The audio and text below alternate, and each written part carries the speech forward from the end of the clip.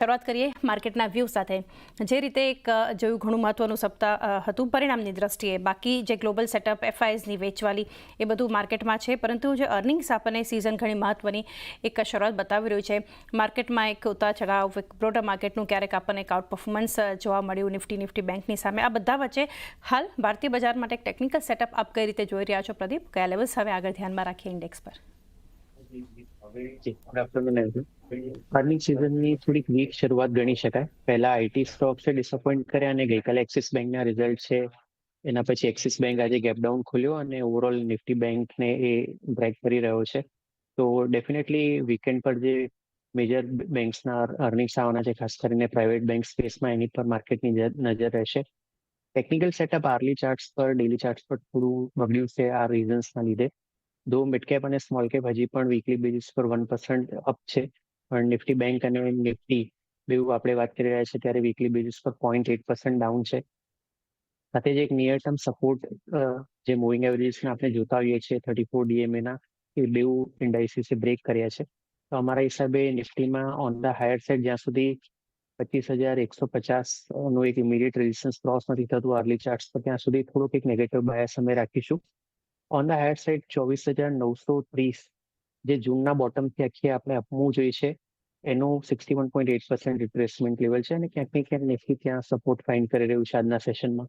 અગર જો 24,930 બ્રેક થાય છે તો પછી 24,730 જે આ અપમૂવનું 78.6% રિટ્રેસમેન્ટ લેવલ છે ત્યાં સુધી ફોલ એક્સટેન્ડ થઈ શકે.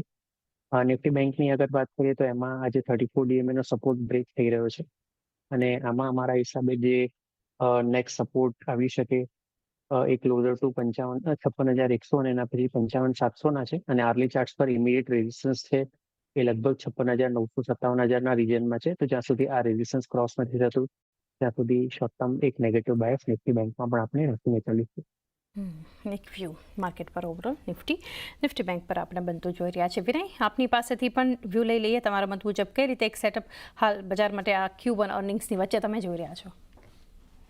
આફ્ટરનૂન તો ચોક્કસથી એક વીકનેસ આપણે શોર્ટ ટર્મ ચાર્ટ્સ પર જોવી છે. એક lower top lower bottom formation નિફ્ટીએ બનાવ્યું છે. નિફ્ટી અત્યારે એના 50 દિવસની એક્સપોનેન્શિયલ મૂવિંગ એવરેજ જે લગભગ 24,930 ઉપર છે ત્યાં ટ્રેડ કરી રહ્યું છે.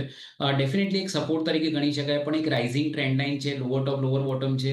એના સેટઅપને જોતા એવું લાગે છે કે ક્યાંક ને ક્યાંક વીકનેસ તો છે જ, અને જે રિસન્ટ ટોપ હતો 25,255નો એ એક હવે ક્રુશિયલ રેઝિસ્ટન્સ બની ગયો છે. તો જ્યાં સુધી 25,255ની ઉપર નિફ્ટી નથી જતું ત્યાં સુધી નિફ્ટીમાં શોર્ટ ટર્મ જે ટેકનિકલ ટ્રેન્ડ છે નેગેટિવ સાઇડનો રહેશે.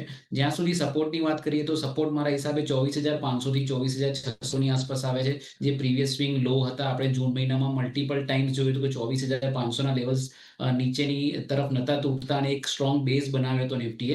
તો એ જ હવે એક નેક્સ્ટ સપોર્ટ દેખાઈ રહ્યો છે. ડેફિનેટલી વીક છે, પણ જ્યારે પણ અર્નિંગ સિઝન ચાલતી હોય છે ત્યારે નિફ્ટીની સાથે એવું નથી કે બધા સ્ટોક્સ કે અક્રોસ ધ બોર્ડ તમને સેલિંગ જોવા મળે. ઘણા બધા સ્ટોક્સના રિઝલ્ટ સારા પણ આવશે અને એમનું પોઝિટિવ રિએક્શન પણ આપણે જોઈશું. તો કમ્પ્લીટલી એક સ્ટોક સ્પેસિફિક અને સેક્ટર સ્પેસિફિક આપણે માર્કેટ જોઈ શકીએ છીએ, જ્યાં આગળ ઘણા સ્ટોક્સમાં ઘટાડો તો આવશે જ અલોંગ વિથ ધી નિફ્ટી, પણ ઘણા બધા સ્ટોક્સના સારા રિઝલ્ટની પાછળ પોઝિટિવ ઇમ્પેક્ટ પણ આવશે.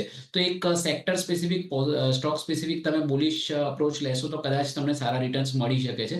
તો ડેફિનેટલી એક ચેલેન્જિંગ ટાઈમ છે ટ્રેડિંગ માટે, પણ ફક્ત નિફ્ટી અને બેંક નિફ્ટીના સેટઅપ્સને જોઈને એવું લાગે છે કે એક શોર્ટ ટર્મ ચાર્ટ વીક થયો છે. કદાચ 1 થી 2% ફર્ધર ઘટાડો ઇન્ડેક્સમાં આવી શકે, પણ સ્ટોક સ્પેસિફિક હજુ પણ તમને સારી ઓપોર્ચ્યુનિટી લોંગ સાઇડ પર દેખાઈ શકે છે.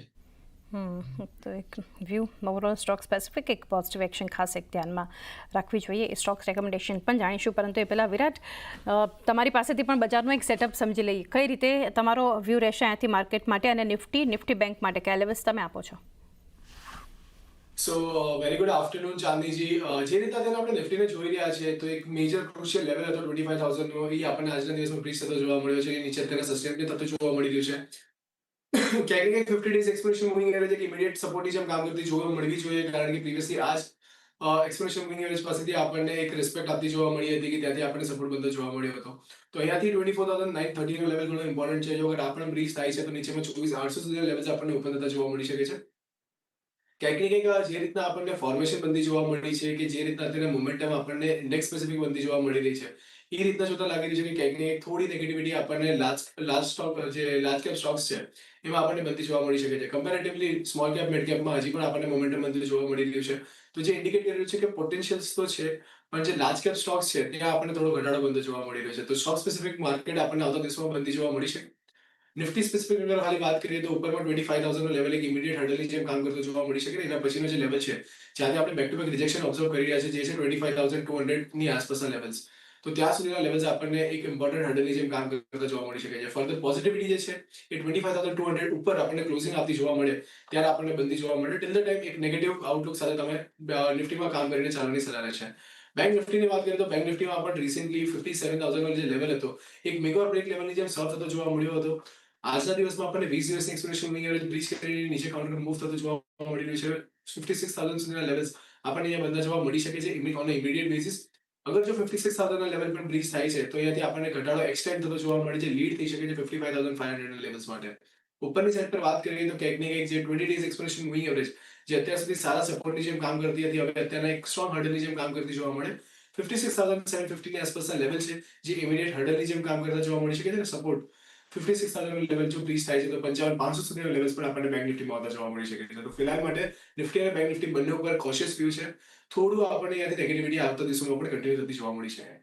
નેગેટિવિટી કન્ટિન્યુ થઈ શકે છે. નિફ્ટી બેંક પર એક કોશિયસ વ્યૂ અહીંયાથી રાખવો જોઈએ. એક વિરાટ તરફથી આપણને મત બનતો જોઈ રહ્યા છે. Stock specific